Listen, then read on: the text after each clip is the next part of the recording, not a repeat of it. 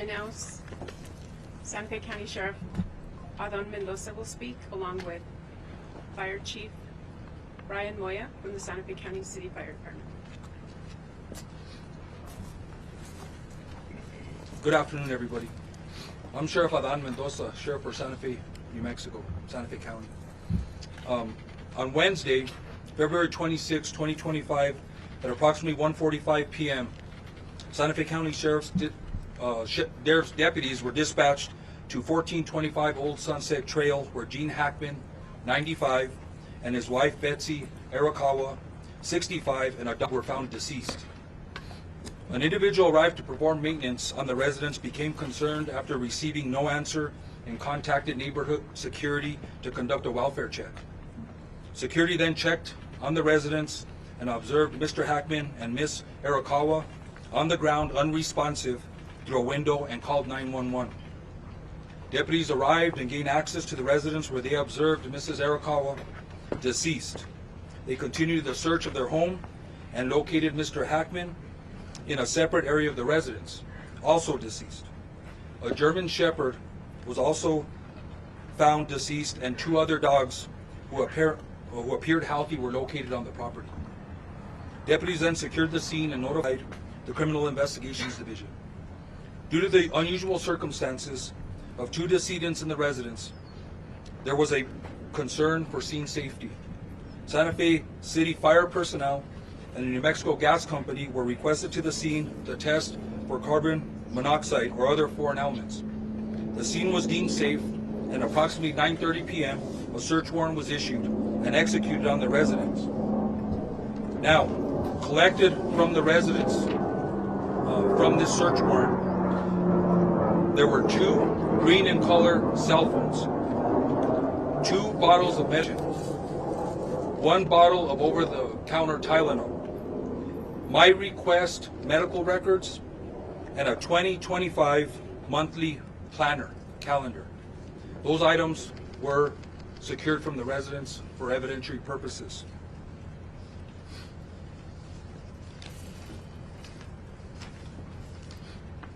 The Santa Fe Animal Control Division worked with family to ensure the safety of the 2 surviving dogs.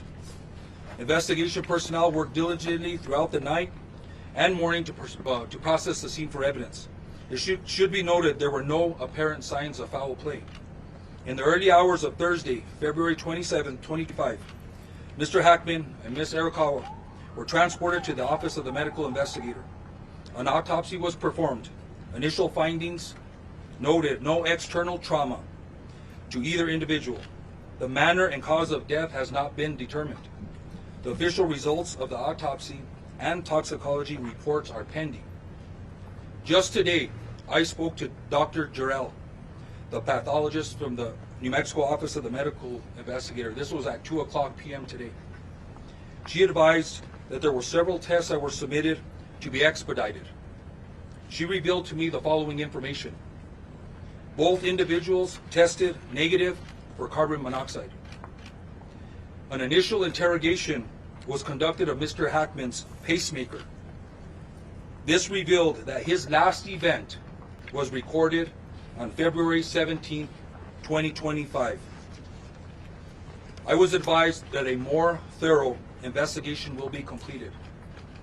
That'll conclude my statement. I will take a few questions, and just so everybody knows, this is an active investigation still. I'll take questions. Sure. Based on what you know about the conditions of both the bodies, who do you believe died first? That's a very hard thing to determine.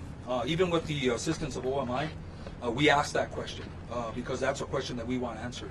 That's a very hard determination to make, and I don't think even OMI could make that determination based on the initial autopsy. Any other questions? Mr. Sheriff, in that 2025 planner that was mentioned in the search warrant return, were there events scheduled for either member of the couple for the coming weeks? Again, that'll be part of our investigation. We will look and try to gain access to the cell phones. We'll be analyzing cell phone data, phone calls, text messages, events, photos in the cell phone to try to piece a timeline together. One of the things is in an investigation is we try to piece a timeline together. Usually before the event happens, and that gives us a lot of information. But in this case, it seems like we're doing a reverse timeline. We're doing a timeline from the time of death and the autopsy and the results, and we're going to start working our way backwards. We're going to do both, and then hopefully make a determination what may have happened to both the individuals. On that Sasha. When you were saying the last event on the pacemaker was February 17th, would that kind of give you a sign that's probably the day that he died, so they've been dead for about 10 days? According to the pathologist, I think that is a very good assumption that was his last day of life. Sheriff, Is there any why surveillance? why are the pills such important evidence? And the I'm pills, sorry? the pills, Okay. the finding of the pills being such important evidence, and could that have been part of the cause of death? Well, of course, they're important evidence. These are things that I think are important for the pathologist and OMI to consider to try to make a determination what the cause and manner of death are. So all that information is collected, not just for us, but we can provide that information to the pathologist and OMI so they can try and make a determination of what the manner and cause is. And I think that's important for OMI also.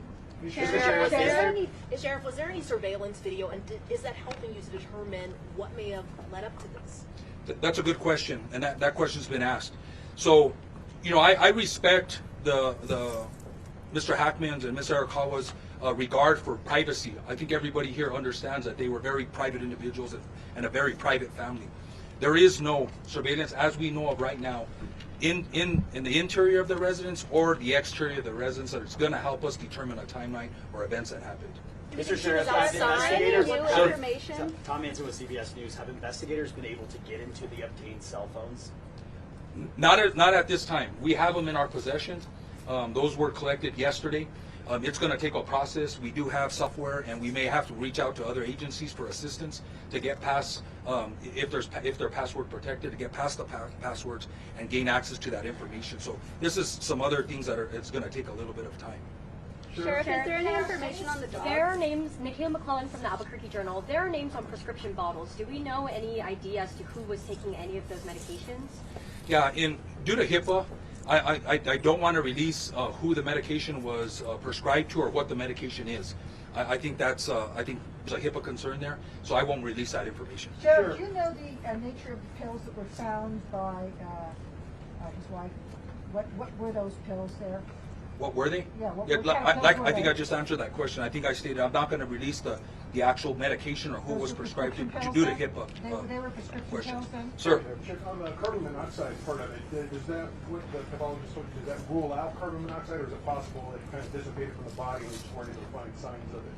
I think that's a question for the pathologist. It's with that information, I'm assuming that at the time of death, that they were negative for carbon monoxide, which means to me that that is possibly ruled out. That's another conversation I think that we will have with the pathologist and OMI to make sure that that's still not indication, but it sounds like that's ruled out.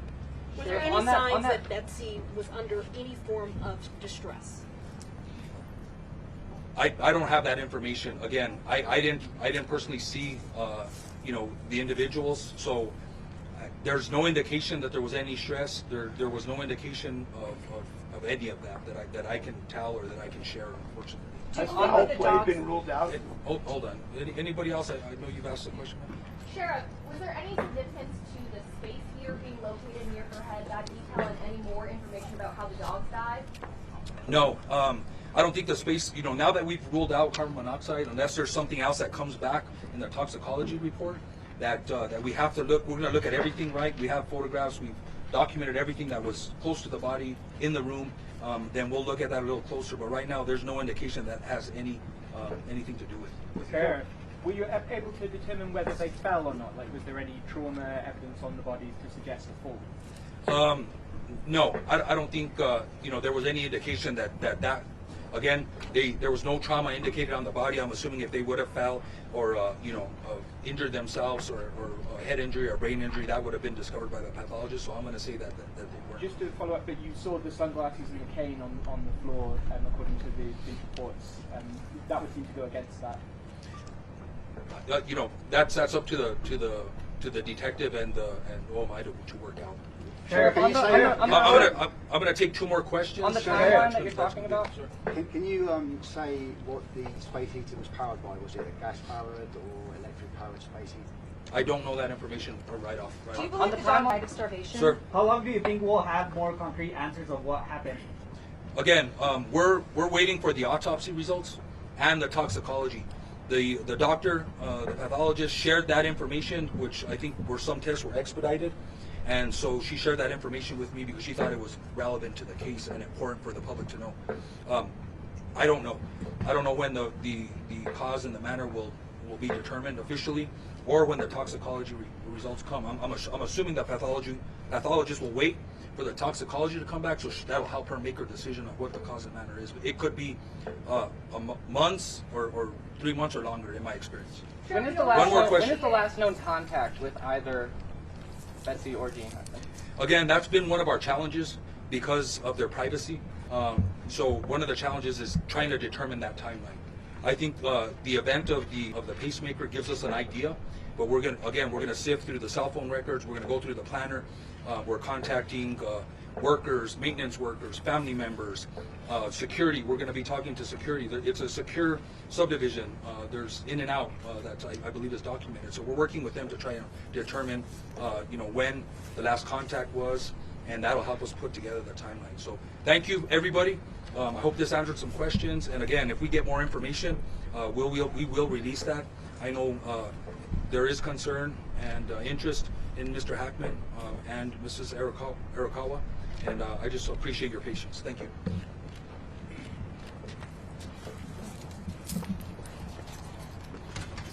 Do you believe the dog died of starvation? Thank you.